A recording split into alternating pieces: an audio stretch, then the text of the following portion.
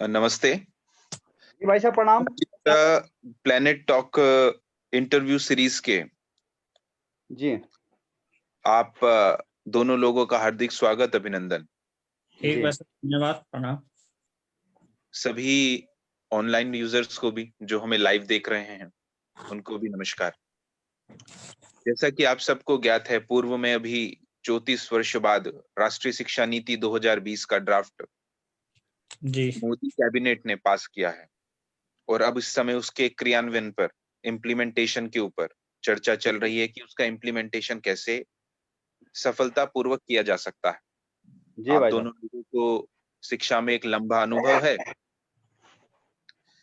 इसलिए आपके भी कुछ सजेशंस कि हमें किस प्रकार से राष्ट्रीय शिक्षा नीति को इम्प्लीमेंट करने में या टेक्नोलॉजी को किस प्रकार से राष्ट्रीय शिक्षा नीति को इम्प्लीमेंट करने में फायदा हो सकता है। जी तो सबसे पहले हम अपने इस प्लैनेट टॉक इंटरव्यू में जो आज हमारे गेस्ट हैं उनका परिचय कराने की दृष्टि से, श्री विनोद राणा जी, आप एमए बीएड हैं, आपको शिक्षा के क्षेत्र में 21 वर्ष का अनुभव है और वर्तमान में आप शिशु मंदिर उत्तरकाशी में प्रधानाचार्य के पद पर कार्यरत है। आपका बहुत बहुत स्वागत विनोद जी इस प्लैनेट टॉक में। ठीक। हमारे साथ वीरेंद्र सिंह जी भंडारी, आप ग्रेजुएट और डीएलएड हैं और आपको भी 28 वर्ष का शिक्षा का अनुभव है और आप शिक्षा के क्षेत्र में निरंतर कार्य कर रहे हैं और वर्तमान में आप शिशु मंदिर हुंडोली उत्तरकाशी में प्रधानाचार्य के पद पर कार्यरत हैं। उत्तरकाशी पहाड़ी क्षेत्र है और बहुत अभाव है शिक्षा का और आप वहां उस क्षेत्र में शिक्षा को निरंतर अग्रसर करने में लगे हैं। आप दोनों का पुनः बहुत बहुत स्वागत, अभिनंदन। जी भाई साहब प्रणाम। जैसा कि आपको ज्ञात है कि आज हम राष्ट्रीय शिक्षा नीति के क्रियान्वयन या भविष्य की शिक्षा के ऊपर मंथन करने वाले हैं कि किस प्रकार के बदलाव की जरूरत है शिक्षा में या इम्प्लीमेंटेशन में, किस प्रकार से हमको किस प्रकार से आगे बढ़ें राष्ट्रीय शिक्षा नीति 2020 को लेकर। आप लोगों ने राष्ट्रीय शिक्षा नीति को लेकर अभी कुछ कॉम्पिटिशन्स भी कराए ही हैं, उससे आपको एक अच्छा अनुभव भी हो गया है। तो सबसे पहला प्रश्न विनोद जी आपसे मेरा यह है कि जो ये राष्ट्रीय शिक्षा नीति 2020 आई है, आपको कौन सा बिंदु या मल्टीपल भी हो सकते हैं जो सबसे अच्छे लगे हों, श्री विनोद जी? भाई साहब, राष्ट्रीय शिक्षा नीति 1986 के बाद जो 2020 में लागू हुई है अपने देश में, इसमें सबसे अच्छे जो बिंदु हैं, अपनी राष्ट्रीय जो भाषा है इसमें महत्व दिया गया है कि जो बेसिक हमारा जो प्राथमिक शिक्षा है इसमें राष्ट्रीय जो हमारी भाषा है, राष्ट्रीय विचारधारा को आगे बढ़ाते हुए इसमें जो सुझाव या जो लागू हो गया है वो स्वागत योग्य कदम है, क्योंकि इसमें अपने देश की जो पहचान है, अपने देश की भौगोलिक परिस्थिति है, अपने देश की जो भाषा है उसको आगे बढ़ाते हुए हमें जो पाश्चात्य संस्कृति ने जो जकड़ा हुआ है उससे हमें कुछ मुक्ति मिलेगी। और जो राष्ट्रीय शिक्षा नीति 2020 लागू हुई है इसमें टेक्नोलॉजी की भी बढ़ावा दिया गया। 5, 3, 3 और 4 का जो फंडामेंटल है इसमें ये स्वागत योग्य कदम है वैसा। जी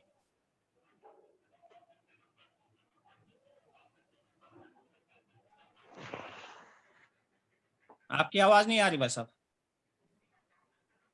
जी वीरेंद्र जी, इसी पर जी भाई आप साहब। इसी पर प्रारंभिक शिक्षा में कौन से बिंदु सर्वश्रेष्ठ लगे आपको राष्ट्रीय शिक्षा नीति 2020 में? जी भाई साहब, सबसे पहले भाई साहब नई शिक्षा नीति 2020 जो मानव संसाधन मंत्रालय के द्वारा जो लागू किया गया है, ये सबसे बड़ा एवं योग्य कदम उठाया गया है। नई शिक्षा नीति 2020 के अंतर्गत इसमें मातृभाषा, गृह भाषा और स्थानीय भाषा, ये तीनों चीजें इसमें जोड़ी गई है। ये सबसे अच्छी बात है। जी भाई साहब। जी, इसी कड़ी में दूसरा प्रश्न विनोद जी मेरा यह है कि जी कोविड महामारी में टेक्नोलॉजी का आप लोगों ने भरपूर उपयोग किया है। जी जो हम सोच भी नहीं सकते थे, इस महामारी ने हमें टेक्नोलॉजी का वहाँ तक उपयोग करा दिया। शायद हम इस पर 2 साल बाद पहुँचते। हम निरंतर कोशिश कर रही हैं पृथ्वी कुल एक एप्लीकेशन के माध्यम से पिछले 4-5 साल से। आप लोगों को भी पता है निरंतर हम वीडियो कॉन्फ्रेंसिंग आज से 5 साल पहले वार्ता कर चुके हैं, 15 से अधिक देशों के साथ करा चुके हैं। परंतु आप लोगों को लगता होगा कि शिक्षा का प्रत्यक्ष अनुभव हो सकता है वीडियो कॉन्फ्रेंसिंग से, परंतु इस कोविड महामारी ने हम लोगों को सिखाया कि टेक्नोलॉजी से पूरी शिक्षा चल सकती है।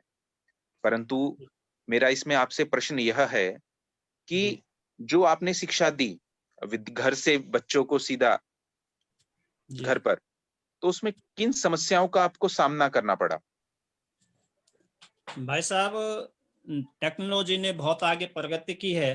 कोविड-19 के दौरान भी इसमें काफी कुछ सीखने को मिला है कि स्कूल में न रहते हुए भी बच्चे अगर घर में टेक्नोलॉजी के माध्यम से ऑनलाइन शिक्षण अगर प्रयास किया भी है और कर भी रहे हैं वर्तमान समय में, तो ये स्वागत योग्य कदम है। समस्या इस बात की है भाई साहब कि कई जगह जो है नेटवर्क की समस्याएं हैं और जी, कई ऐसे ग्रामीण क्षेत्र हैं अभी भी जहां पर लोगों के पास ये सुविधाएं उपलब्ध नहीं है, जी, जिसका अभी हमने वर्तमान समय में कोविड-19 महामारी के दौरान जो है इसका प्रत्यक्ष अनुभव भी हुआ है। जी, फिर भी हमने जितने अपने विद्यालय के 50% ही जुड़ पाए इस टेक्नोलॉजी में ऑनलाइन शिक्षण के माध्यम से, और जी, अधिकांश बच्चे जो है जिनके पास मोबाइल था तो नेटवर्क नहीं था, और जहाँ नेटवर्क था उनके पास कुछ अभाव भी रहते हैं, अभावग्रस्त रहते हैं। आर्थिक क्षेत्र समझो चाहे अन्य समस्याएं समझो, तो जुड़ नहीं पाए। तो उनको हमने जो है ऑफलाइन के माध्यम से कुछ प्रयास किया, घर घर में जाकर के शिक्षण से संबंधित बिंदु पत्रक के माध्यम से दिए और कुछ इस प्रकार जो है व्यवस्थाएं बनाई। फिर भी ऑनलाइन जो शिक्षण है ये आगे बढ़ना चाहिए और ये स्वागत योग्य कदम है वर्तमान समय में। तो जी मुझे लगता है कि जो मूल समस्या रही वो रही कि एकदम से कोविड का आना और एकदम जी से लॉकडाउन लगना और फिर हमें शिक्षा चलाने में मूलतः 2 चीज़ों का तो प्रॉब्लम रही, जिसमें पहला आपने बताया एक नेटवर्क का इश्यू रहा, दूसरा संसाधनों की भी कमी रही, जी क्योंकि हम इस हिसाब से प्रिपेयर नहीं थे। जी वीरेंद्र जी, इस पर आपकी क्या राय है? किन मुश्किलों का सामना करना पड़ा आपको ऑनलाइन एजुकेशन को देने में?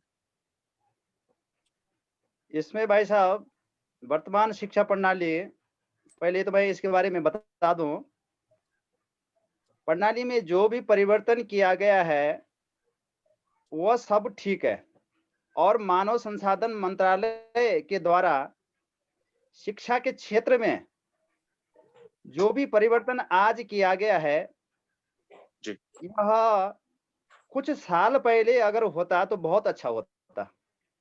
पर जी, लेकिन इस समय वर्तमान समय में जो समस्या है, अभी राणा जी के द्वारा इसके बारे में जानकारी दी गई है। तो हमारा जो विद्यालय है वो ग्रामीण क्षेत्र का विद्यालय है, जी, और बच्चे दूर-दूर से गाँव से आते हैं, उनके पास स्मार्टफ़ोन की सुविधा नहीं है, जी, और जिसके कारण से हमारे यहाँ 65 अभिभावक हैं।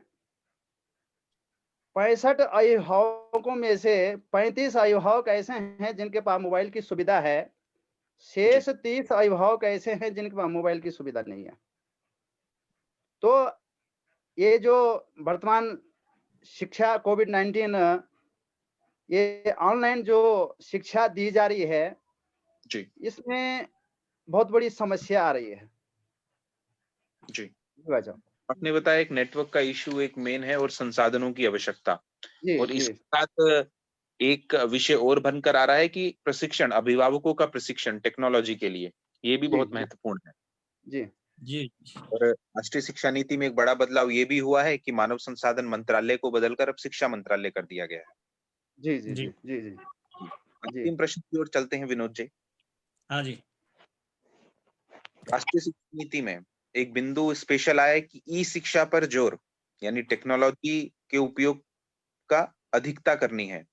जी हम लोग एक एप्लीकेशन पर काम कर ही रहे हैं, जो विद्या भारती उत्तराखंड के विद्यालयों में यूज हो रही है। जी उसको राष्ट्रीय शिक्षा नीति 2020 के अकॉर्डिंग बदलाव किए जा रहे हैं और अगले सत्र से पूर्व राष्ट्रीय शिक्षा नीति 2020 आपके विद्यालय में कैसे इम्प्लीमेंट हो और उसमें टेक्नोलॉजी क्या हेल्प करे, उस बेस पर उसको अपग्रेड किया जा रहा है और जी उसमें बहुत फीचर जोड़े जा रहे हैं शिक्षा नीति को देखते हुए। आपकी राय में टेक्नोलॉजी में कौन से फीचर हमें और ऐड करने चाहिए जो हेल्पफुल हो, क्योंकि कोविड में आपने टेक्नोलॉजी का भरपूर उपयोग किया है। तो आपसे मेरे कुछ जी बिंदु जी में टेक्नोलॉजी को बनाते समय क्या आपको मॉड्यूल्स चाहिए, क्या फीचर्स आपको चाहिए, विनोद जी? भाई साहब, इसमें जो विद्या भारती का जो प्रयास है वो सराहनीय है। पृथ्वी कुल के माध्यम से जो 2-3 साल पहले से ही काम कर रहे हैं, तो स्वागत योग्य कदम है। फिर भी जो ग्रामीण क्षेत्र है, इसमें अभी एक तो नेटवर्किंग की समस्या है, दूसरा जो है अभी संसाधन संसाधन अभी प्रत्येक विद्यालय में उपलब्ध नहीं है। जैसे कंप्यूटर हो गया, जी लैपटॉप हो गया। लैपटॉप तो बहुत बड़ी चीज हो गई हमारे क्षेत्रों के लिए, लेकिन जो बेसिकली कंप्यूटर है, टेक्नोलॉजी जी के माध्यम से कहीं-कहीं तो अभी लाइट भी विद्यालय में नहीं है। तो ये संसाधनों की समस्याएं आती रहती है और जी इसके लिए प्रशिक्षण जी अभिभावकों का हो या जो अपने आचार्य बंधु हैं, जी बंधु भगिनी, उनका समय-समय पे प्रशिक्षण तो चलता ही है, फिर भी प्रशिक्षण की आवश्यकताएं हैं, जी जिससे कि हम जो है नई राष्ट्रीय शिक्षा नीति में अपने को अग्रसर समाज के साथ जोड़कर चलें, ताकि हम समाज को भी कुछ इसमें लाभ दे पाएँ, विद्यालय के माध्यम से भी और अपने पढ़ने वाले शिशुओं के माध्यम से भी।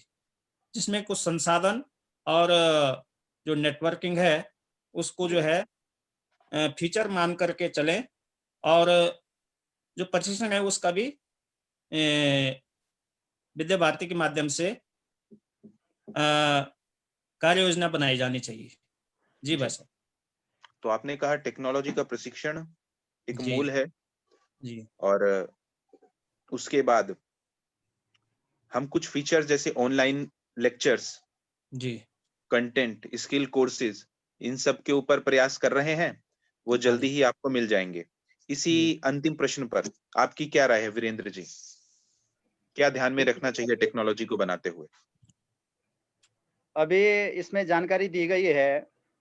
जी वैसे हमारे यहाँ विद्या भारती के अधिकारियों के द्वारा जी प्रत्येक वर्ष और प्रत्येक विद्यालय में मार्गदर्शन मिलता रहता है। जी पर लेकिन इसमें भाई साहब विद्यालय में जी भौतिक संसाधन जी इनकी कमी है। जैसे विद्यालय में लाइट नहीं है, जैसे हमारे यहाँ है, तो जी विद्यालय में अभी तक लाइट की व्यवस्था नहीं है, जी कंप्यूटर की व्यवस्था नहीं है, तो जी इसमें थोड़ा समस्या आती है। जी तो भाई साहब, इसका तो प्रयत्न कोशिश करते रहेंगे कि जी, संसाधन कैसे कंप्लीट हो सकते हैं, परंतु जी, आज हमारे हर घर तक एक स्मार्टफोन पहुंचा है, तो इसलिए हम लोगों को भी बहुत अनुभव हुआ है और हम जो भी कार्य कोशिश कर रहे हैं कि एक मोबाइल एप्लीकेशन के माध्यम से हम अधिकतम काम कर पाएं। जी, जैसे अभी भी आप लोग मोबाइल से जुड़े हैं, ऐसे ही जी, कुछ अध्यापकों के पास, टीचर्स के पास निश्चित ही कंप्यूटर की आवश्यकता है, निश्चित ही लाइट की आवश्यकता है। उसमें कोई किंतु परंतु नहीं है। परंतु हम बेसिक डिजिटलाइजेशन के लिए मोबाइल से क्या कर सकते हैं, मिनिमम संसाधन में क्या कर सकते हैं, इस ओर भी सोचकर काम कर रहे हैं। तो निश्चित ही आपको अगले सत्र से पूर्व बहुत से बदलाव दिखेंगे और मैं तो कहूंगा कि अभिभावकों, आचार्यों के साथ प्रधानाचार्य भी एक प्रधानाचार्य और उसकी मैनेजमेंट इन सब विषय को जल्दी ही देखेगी, जिससे हम उस कार्य को बहुत प्रगति से कर पाए। आप दोनों लोगों ने अपना अमूल्य समय दिया, इसके लिए बहुत बहुत धन्यवाद इस प्लैनेट टॉक इंटरव्यू में। नमस्ते।